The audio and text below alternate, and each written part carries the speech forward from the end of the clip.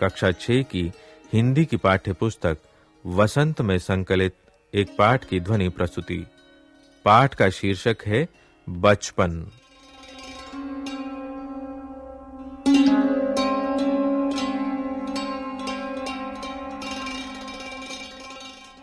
मैं तुम्हें अपने बचपन की ओर ले जाऊंगी।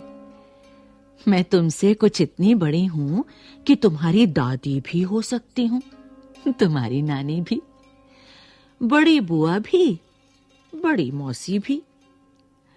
परिवार में मुझे सभी लोग जीजी कहकर ही पुकारते हैं।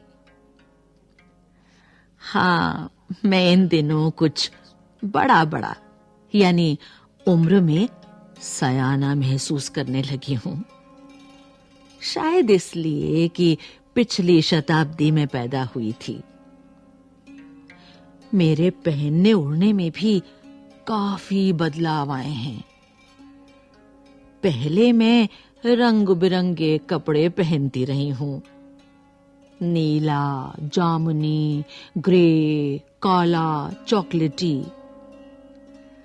अब मन कुछ ऐसा करता है कि सफेद पहनो, गहरे नहीं, हल्के रंग।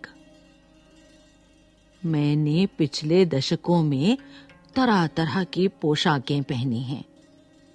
पहले फ्रॉक, फिर निकरवॉकर, स्कर्ट, लहंगे, गरारे और अब चूड़ीदार और घेरदार कुर्ते। बचपन के कुछ फ्रॉक तो मुझे अब तक याद हैं।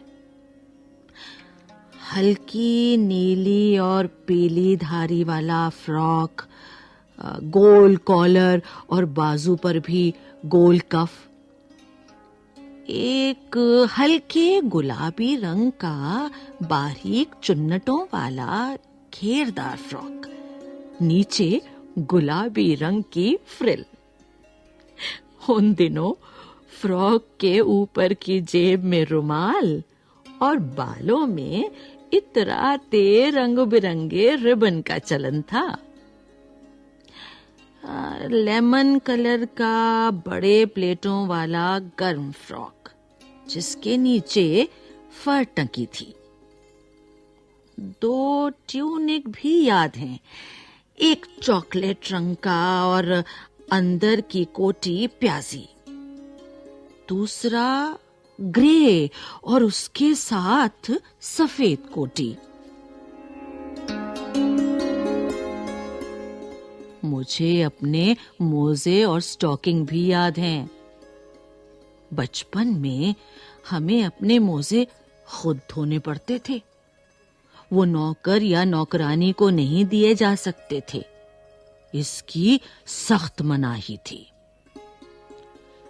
हम बच्चे इतवार की सुबह इसी में लगाते। धो लेने के बाद अपने अपने जूते पॉलिश करके चमकाते। जब जूते कपड़े या ब्रश से रगड़ते तो पॉलिश की चमक उभरने लगती। सरवर, मुझे आज भी बूट पॉलिश करना अच्छा लगता है। हालांकि अब नए-नए किस्म के शू आ चुके हैं। कहना होगा कि ये पहले से कहीं ज्यादा आरामदेह हैं। हमें जब नए जूते मिलते, उसके साथ ही छालों का इलाज शुरू हो जाता। जब कभी लंबी सैर पर निकलते, अपने पास रुई जरूर रखते। जूता लगा तो रुई मोजे के अंदर। हाँ, हमारे तुम्हारे बचपन में तो बहुत फर्क हो चुका है।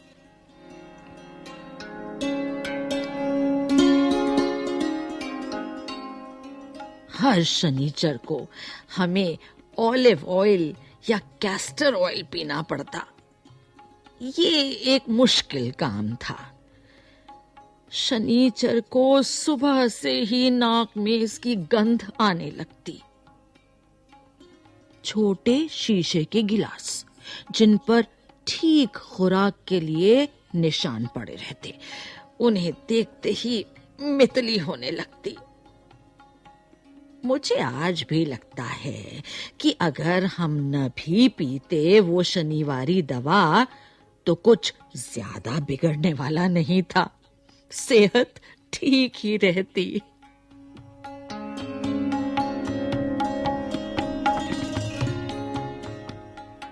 तुम्हें बताऊंगी कि हमारे समय और तुम्हारे समय में कितनी दूरी हो चुकी है। यहाँ तक कि बचपन की दिलचस्पियां भी बदल गई हैं। याद रहे, उन दिनों कुछ घरों में ग्रामोफोन थे, रेडियो और टेलीविजन नहीं थे।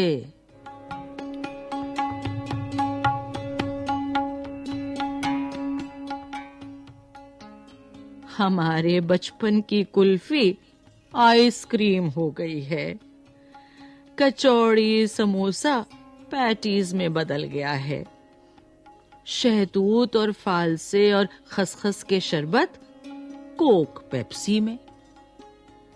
उन दिनों कोक नहीं, लेमनेड, विम्टो मिलती थी। शिमला और नई दिल्ली में बड़े हुए बच्चों को वेंगर्स और डेविको रेस्तरां की चॉकलेट और पेस्ट्री मजा देने वाली होती। हम भाई बहनों की ड्यूटी लगती शिमला मॉल से ब्राउन ब्रेड लाने की। हमारा घर मॉल से ज्यादा दूर नहीं था। एक छोटी सी चढ़ाई और गिरजा मैदान पहुंच जाते। वहां से एक उतराई उतरते और मॉल पर। कन्फेक्शनरी काउंटर पर तरह तरह की पेस्ट्री और चॉकलेट की खुशबू मन भावनी। हमें हफ्ते में एक बार चॉकलेट खरीदने की छूट थी। सबसे ज्यादा मेरे पास ही चॉकलेट टॉफी का स्टॉक रहता। मैं चॉकलेट लेकर खड़े खड़े कभी ना खाती। घर लौटकर साइड बोर्ड पर रख देती और रात के खाने के बाद बिस्तर में लेटकर मजा ले ले खाती।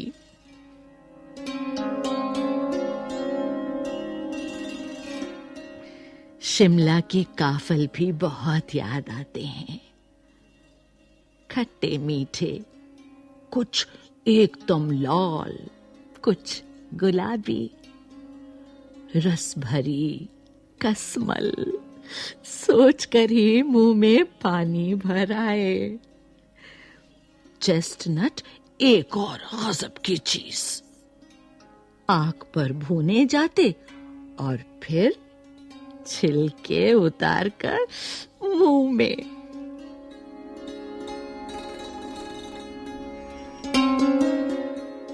चने जोर गरम और अनारदाने का चूर्ण। हाँ, चने जोर गरम की पुड़िया जो तब थी वो अब भी नजर आती है। पुराने कागजों से बनाई हुई इस पुड़िया में निरा हाथ का कमाल है। नीचे से तिरछी लपेटते हुए ऊपर से इतनी चौड़ी कि चने आसानी से हथेली पर पहुंच जाएं। एक वक्त था जब फिल्म का गाना चना जोर गरम बाबू मैं लाया मजेदार चना जोर गरम उन दिनों स्कूल के हर बच्चे को आता था। कुछ बच्चे पुड़िया पर तेज मसाला बुरकवाते। पूरा गिरजा मैदान घूमने तक ये पुड़िया जलती। एक एक चना पापड़ी मुंह में डालने और कदम उठाने में एक खास ही लय रफ्तार थी। छुटपन में हमने शिमला रिज पर बहुत मजे किए हैं। घोड़ों की सवारी की है। शिमला के हर बच्चे को कभी ना कभी ये मौका मिल ही जाता था। हम जाने क्यों घोड़ों को कुछ कमतर करके समझते, उन पर हंसते थे। ननिहाल के घोड़े खूब हृष्ट पुष्ट और खूबसूरत, उनकी बात फिर कभी। शाम को रंग बिरंगे गुब्बारे, सामने जाखू का पहाड़, ऊंचा चर्च। चर्च की घंटियां बजती तो दूर दूर तक उनकी गूंज फैल जाती। लगता इसके संगीत से प्रभु यीशु स्वयं कुछ कह रहे हैं।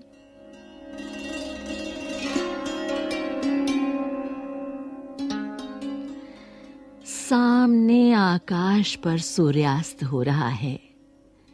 गुलाबी सुनहरी धारियां नीले आसमान पर फैल रही हैं। दूर दूर फैले पहाड़ों के मुखड़े गहराने लगे और देखते देखते बत्तियां टिमटिमाने लगीं। रिज की रौनक और मॉल की दुकानों की चमक के भी क्या कहने। स्कैंडल पॉइंट की भीड़ से उभरता कोलाहल। सरवर, स्कैंडल पॉइंट के ठीक सामने उन दिनों एक दुकान हुआ करती थी, जिसके शोरूम में शिमला कालका ट्रेन का मॉडल बना हुआ था। इसकी पटरियां, उस पर खड़ी छोटे छोटे डिब्बों वाली ट्रेन, एक और लाल टीन की छत वाला स्टेशन और सामने सिग्नल देता खंबा। थोड़ी थोड़ी दूर पर बनी सुरंगें। पिछली सदी में तेज रफ्तार वाली गाड़ी वही थी। कभी कभी हवाई जहाज भी देखने को मिलते। दिल्ली में जब भी उनकी आवाज आती, बच्चे उन्हें देखने बाहर दौड़ते। दिखता एक भारी भरकम पक्षी उड़ा जा रहा है, पंख फैलाकर। ये देखो, और वो गायब। उसकी स्पीड ही इतनी तेज लगती। हाँ, गाड़ी के मॉडल वाली दुकान के साथ एक और ऐसी दुकान थी जो मुझे कभी नहीं भूलती। ये वो दुकान थी जहां मेरा पहला चश्मा बना था। वहां आंखों के डॉक्टर अंग्रेज थे। शुरू शुरू में चश्मा लगाना बड़ा अटपटा लगा। छोटे बड़े मेरे चेहरे की ओर देखते और कहते, आंखों में कुछ तकलीफ है? इस उम्र में ऐनक? दूध पिया करो। मैं डॉक्टर साहब का कहा दोहरा देती। कुछ देर पहनोगी तो ऐनक उतर जाएगी।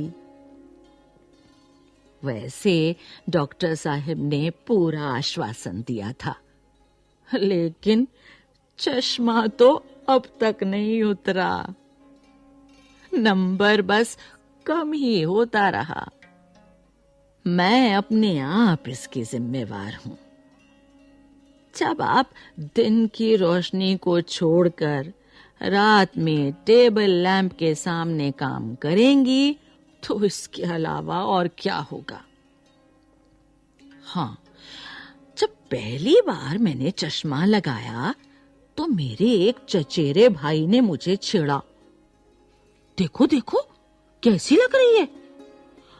आंख पर चश्मा लगाया ताकि सूझे दूर की।